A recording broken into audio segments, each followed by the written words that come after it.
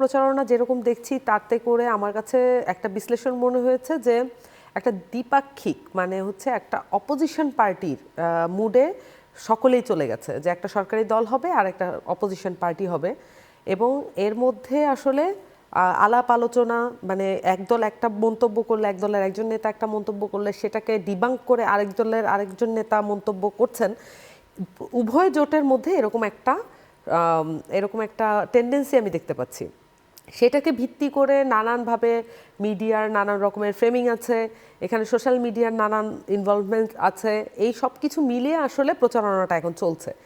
আমি ব্যক্তিগতভাবে আমি যেটা মনে করি যে এই ধরনের প্রচারণার স্টাইল সেটা বাংলাদেশের জন্য আসলে ভালো কোনো প্রচারণার স্টাইল না। আমি এটা সকল প্রার্থীর ক্ষেত্রেই আমি এটা লক্ষ্য করেছি। তারা নতুন কোনো কিছু প্র্যাকটিস করছেন বলে আমার কাছে প্রতীয়মান হচ্ছে না।